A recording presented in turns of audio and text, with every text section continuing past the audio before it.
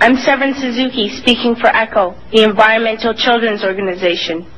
We're a group of 12 and 13-year-olds trying to make a difference.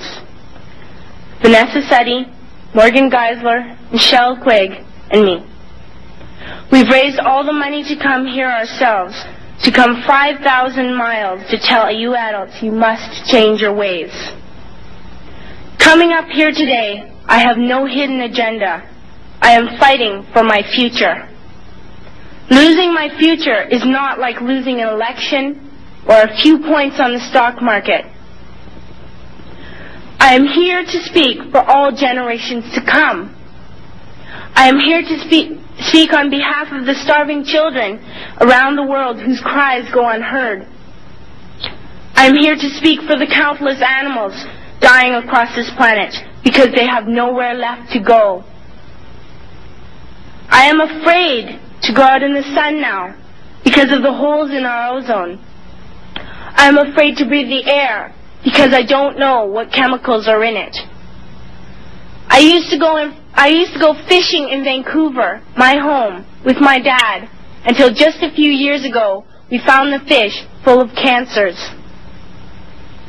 And now we hear of animals and plants going extinct every day, vanishing forever. In my life, I have dreamt of seeing the great herds of wild animals, jungles and rainforests full of birds and butterflies. But now I wonder if they will even exist for my children to see. Did you have to worry of these things when you were my age? All this is happening before our eyes, and yet we act as if we have all the time we want and all the solutions. I'm only a child, and I don't have all the solutions. But I want you to realize, neither do you. You don't know how to fix the holes in our ozone layer. You don't know how to bring the salmon back up in a dead stream. You don't know how to bring back an animal now extinct. And you can't bring back the forest that once grew where there is now a desert. If you don't know how to fix it, please stop breaking it. Here, you may be delegates of your government, business people, organizers, reporters, or politicians, but really, your mothers and fathers, sisters and brothers, aunts and uncles, and all of you are someone's child. I'm only a child, yet I know we are all part of a family, 5 billion strong. In fact, 30 million species strong.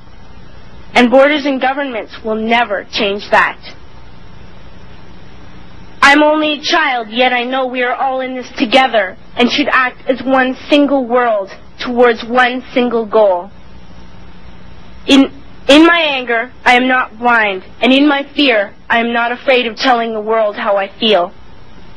In my country, we make so much waste. We buy and throw away, buy and throw away, buy and throw away, and yet northern countries will not share with the needy. Even when we have more than enough, we are afraid to share. We are afraid to let go of some of our wealth.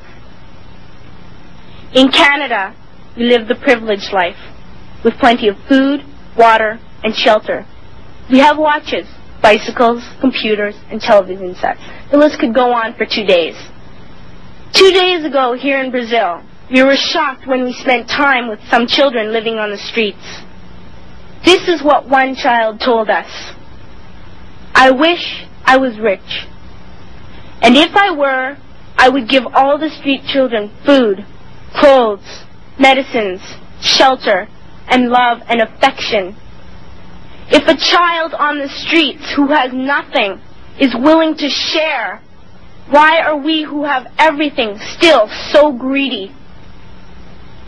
I can't stop thinking that these are children my own age, that it makes a tremendous difference where you are born. That I could be one of those children living in the favelas of Rio. I could be a child starving in Somalia, or a victim of war in the Middle East, or a beggar in India. I am only a child, yet I know if all the money spent on war was spent on finding environmental answers, ending poverty, and finding treaties, what a wonderful place this earth would be. At school, even in kindergarten, you teach us how to behave in the world.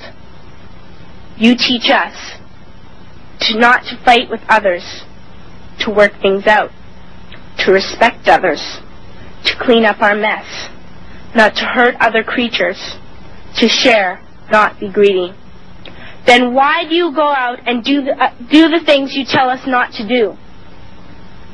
Do not forget why you are attending these conferences, who you're doing this for. We are your own children. You are deciding what kind of a world we are growing up in.